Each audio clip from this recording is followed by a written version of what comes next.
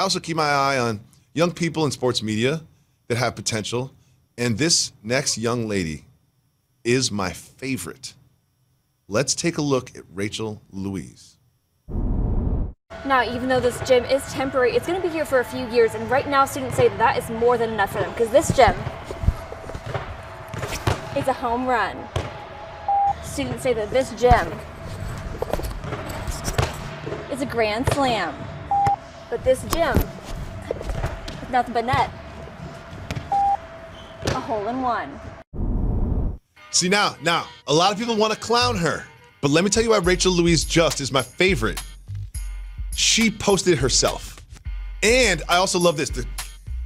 The thing is, it's like the fact that she put that up herself makes me feel like she's got a sense of humor. She's not taking things too seriously. That is why I support Rachel Louise Just. So this is where I become elderly Jalen. Oh, what happened? What's wrong? It's really important in an era where What are you doing? people look at their phones so very much that they can't walk down the street without bumping into somebody. Okay. The things that you see on social media aren't real. You think that was fake? I'm not saying that. What I'm saying is I always appreciate someone who embraces their imperfections. There we go. That's really important to do in these days and times where people are just out about. You know what else I likes love and about follows. that is after 2 times she missed with the basketball, someone was like, just give her the volleyball. Maybe she can hit that. Moving on, James Harden. 40 points last night.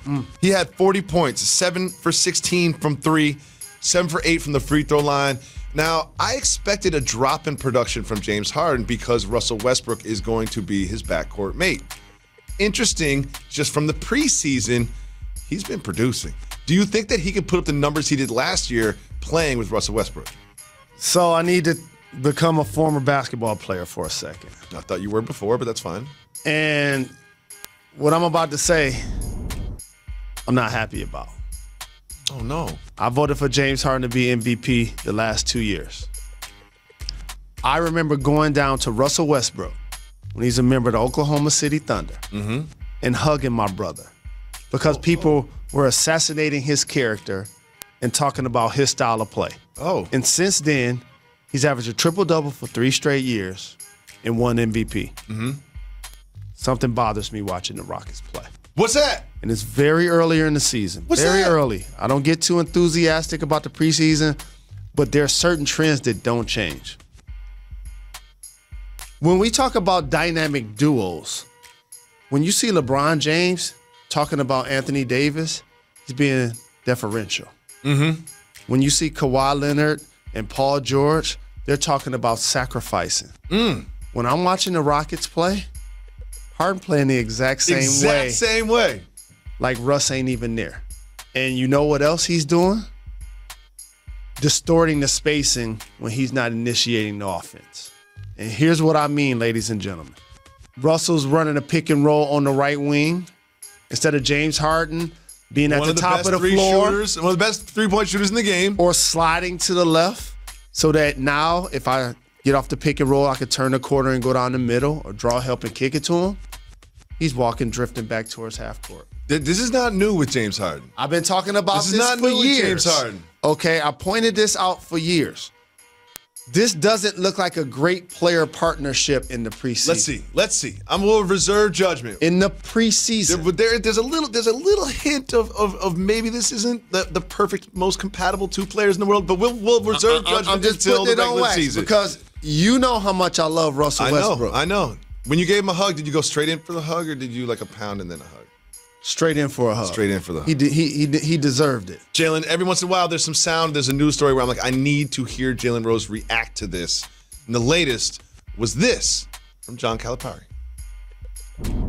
If anybody supports more rounds in the draft, those more rounds are to get kids to go to the G League. You do not care about college basketball, or you're trying to ruin college basketball. This is about what are we encouraging a 9th or 10th grader to do? If you're for more than the 2 draft rounds in the NBA, you all know that's to draft for the G League and encourage kids not to go to college.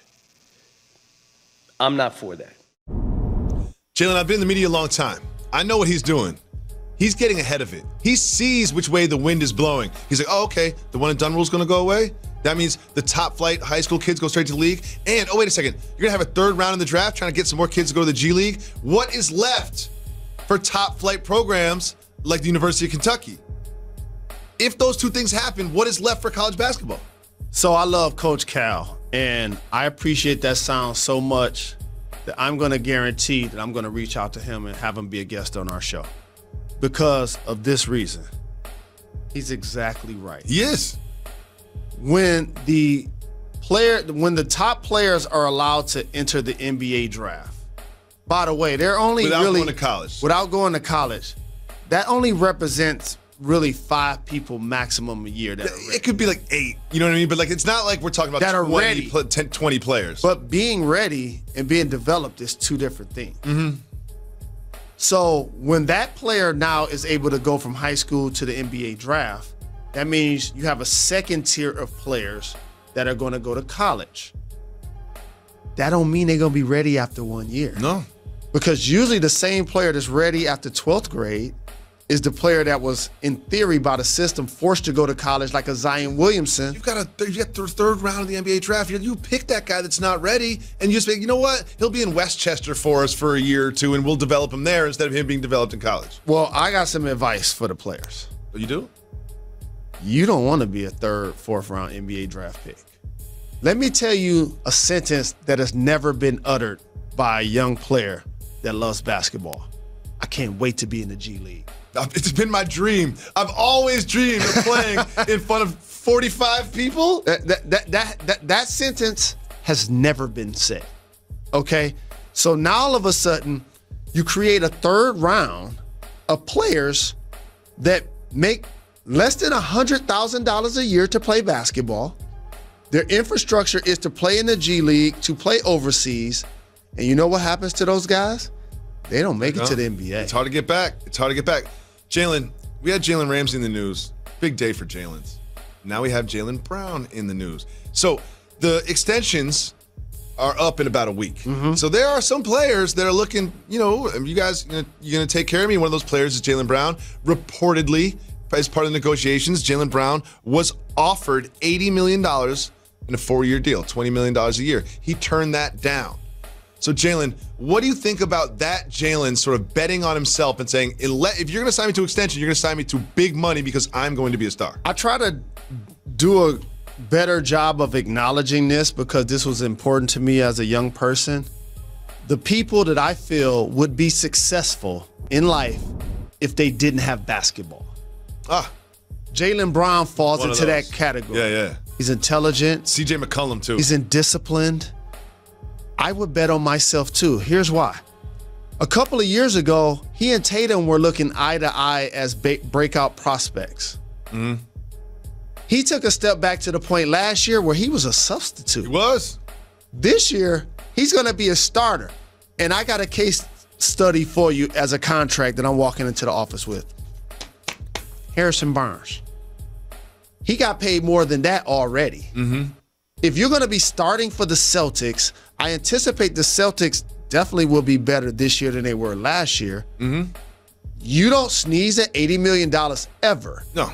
However, he now as a starter and as a two-way player is going to play his value to more money than that. His value's going up. That's great advice, Jalen. For that, Jalen, coming in the studio right after this break, Miles Brown from Blackish, my favorite, my guy. One of the most articulate young men. They got franchises now. Blackish, grownish, mixedish. They're getting paid. Right after this. Great content. Got to give the